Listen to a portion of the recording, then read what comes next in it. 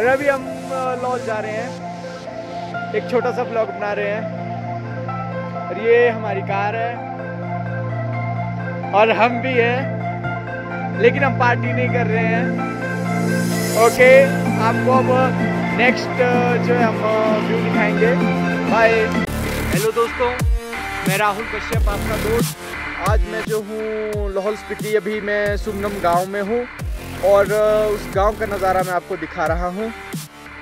और ये यहाँ पे जो है हरे भरे खेत, और यहाँ पर मैं आज विजय जी के साथ आया हूँ जो इस गांव से संबंध रखते हैं, और ये किसान हैं एक। तो आइए इनसे बात करते हैं। हेलो सर, कैसे हैं आप? बहुत बढ़िया, बहुत अच्छे हैं। और क्या कर रहे हैं आप आजकल? आजकल बस खेती का काम चला है, ऑन सीजन है हमारा। अच्छा। हाँ हाँ, ब्रोकली, गोभी, कॉलीफ्लावर आई मीन जी। और ग्रीन पीस, ठीक और है। एक्सोटिक वेजिटेबल में काम करते हैं हम। अच्छा, हाँ जी, आजकल आपका खेती-बाड़ी का काम चला हुआ है? खेती-बाड़ी का काम चला हुआ है। अच्छा, ये आसपास के एरिया के बारे में आप थोड़ा अवगत कराएंगे हमें, क्योंकि हमें इसका उतना नॉलेज नहीं है। ज़रूर ज़रूर ज़रूर। हाँ जी। आप पूछिए जो पूछना चाहते हैं। मैं आसपास के गांव के बारे में आप बताइए, वो उस तरफ जो है। सामने जो बड़ा गांव नज़र आ रहा है, हाँ जी, आई थिंक लाहौल का सबसे बड़ा गांव है।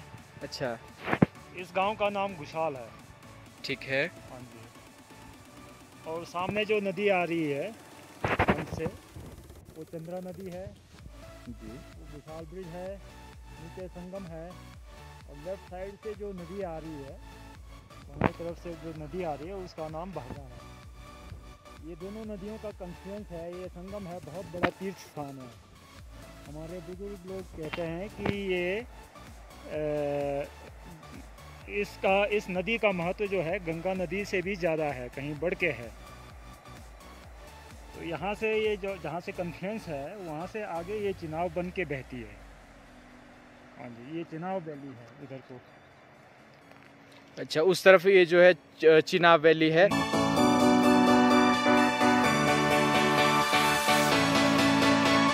ये है लाहौल का सेब, जो पूरे ऑल ओवर इंडिया में मशहूर है।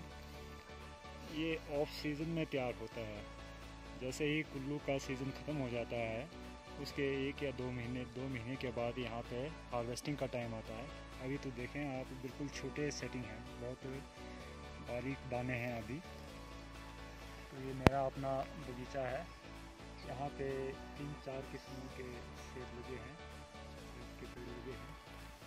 जैसे रॉयल है, बॉन्स है, टॉप रेड है।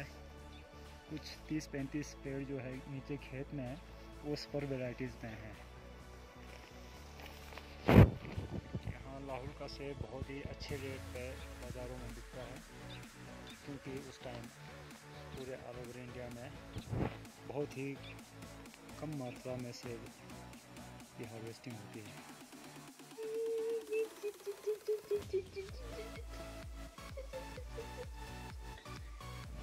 हेलो दोस्तों, मैं लाहौल स्पीति के फूडा गांव में हूँ, और इस समय मेरे साथ मौजूद है छरिंग डोलमा जी। छरिंग डोलमा जी, नमस्कार। नमस्कार। आप ज़रा मुझे इस गांव के बारे में बताएंगे? सामने कौन सा गांव है, वहाँ पे कौन सा गांव है, क्या क्या? गाँव ना, और क्या बोलना, जोबरंग है। जोबरंग। राते और राशेल, 2 गाँव अच्छा। है वहाँ। ऐसे ऐसे है। अच्छा, ये पहाड़ कौन से पहाड़ है? ये पहाड़ का नाम कुरोजम गो बोलता है। हम तो पहाड़ को तो गो बोलते हैं। अच्छा। कुरोजम गो। अच्छा। हाँ। ये जो पहाड़ी आ रहे ना, वो तो उसको दारा बोलता है।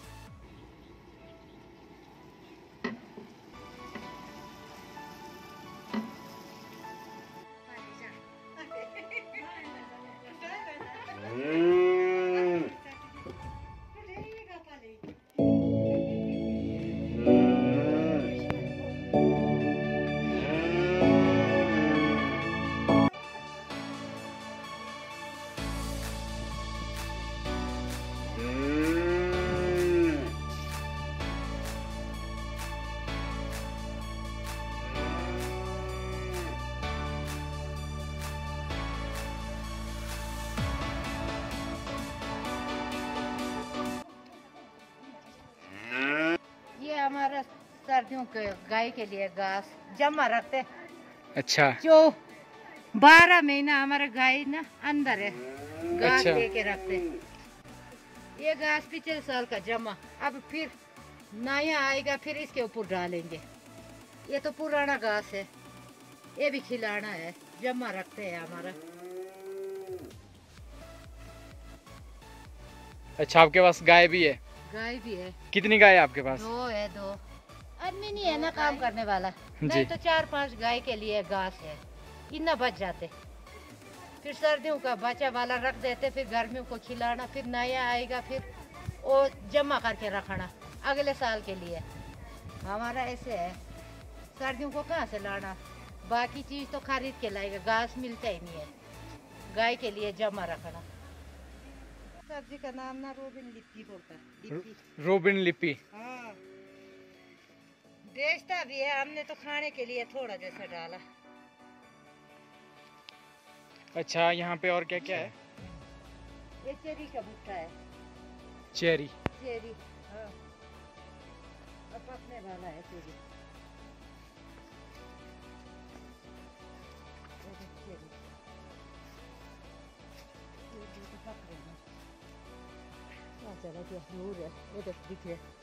बोलता नहीं है, बात सारा समझ आ रहा है।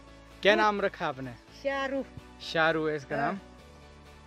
शारू है इसका नाम। बहुत अच्छी है, बहुत प्यारी है। और यहाँ पे एक और है। एक और है, इसका नाम क्या है? लल्ली। उसका नाम लल्ली है। लाली। हाँ। ये भी परिवार के सदस्यों की तरह रहते हैं ना? रहते हैं। लल्ली।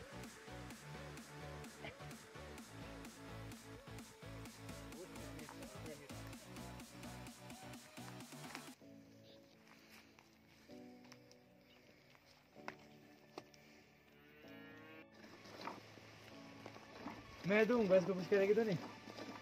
करती तो नहीं है।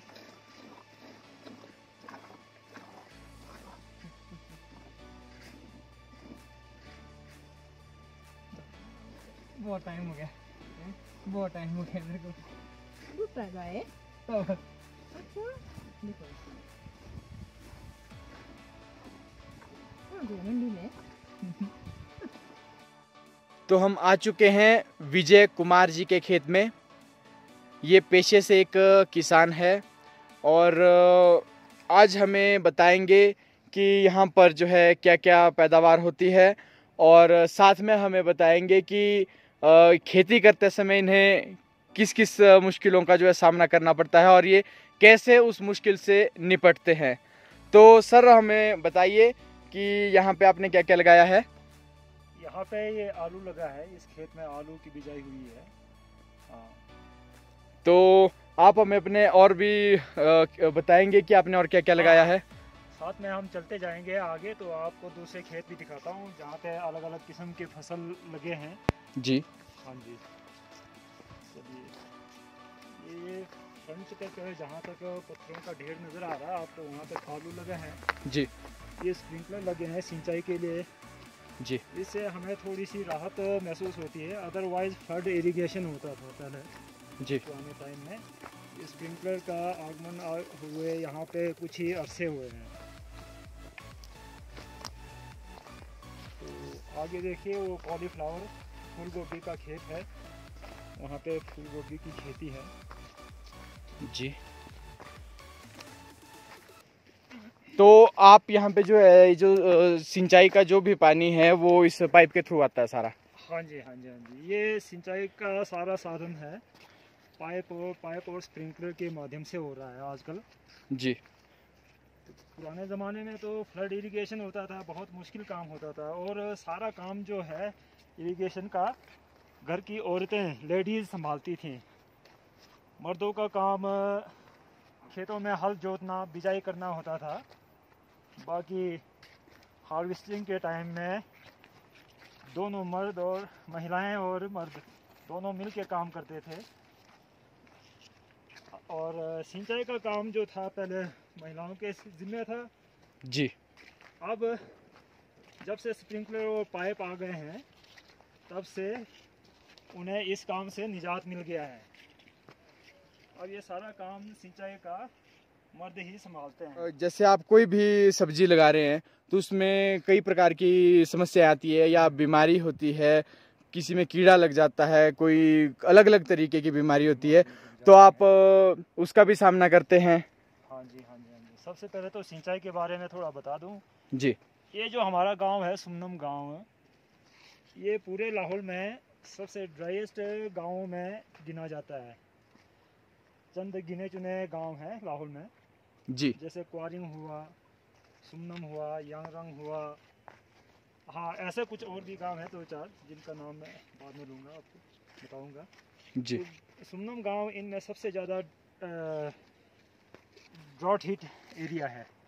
तो पानी की यहाँ पे किल्लत है, पानी की बहुत कमी है। तो पुराने ज़माने में हमारे बुज़ुर्गों ने बहुत मेहनत से यहाँ से कम 5-6 किलोमीटर दूर ऊपर चढ़ाई से लेके पानी का इंतज़ाम किया हुआ है। यहाँ से अभी आपको पीक दिखाई नहीं देगा, थोड़ा ऊपर जाके वो नज़र आ सकता है, वहाँ से हमने पानी लाया हुआ है जी।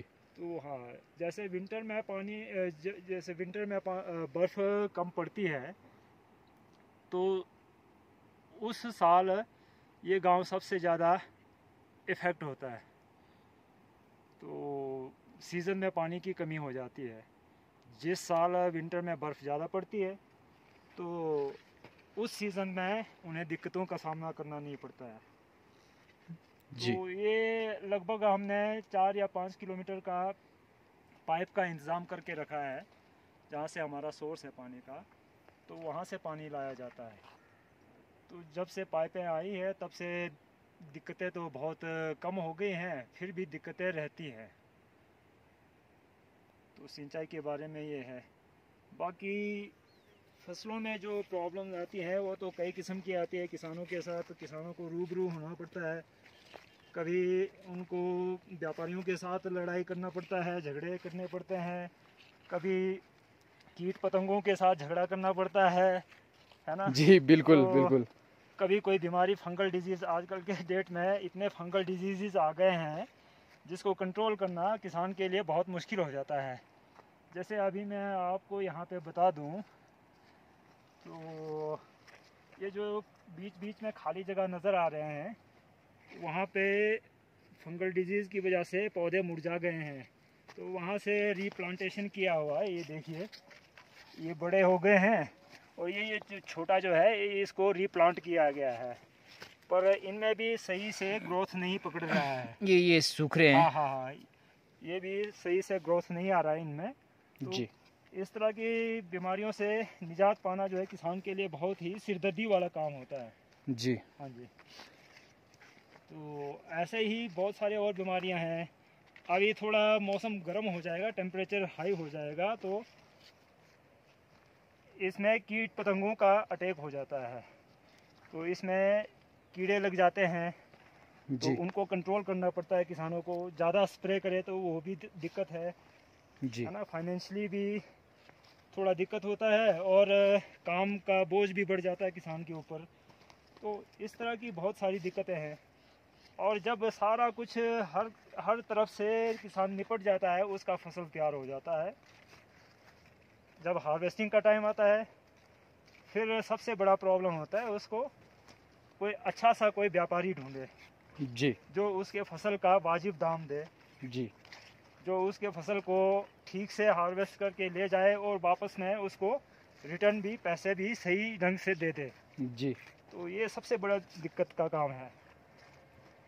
तो जैसा कि आपने देखा, एक फसल ऐसे ही तैयार नहीं होती है, इसके लिए बहुत ही मेहनत, बहुत ही कठिन परिस्थितियों से गुजरना पड़ता है, जैसा कि अभी हमें बताया गया।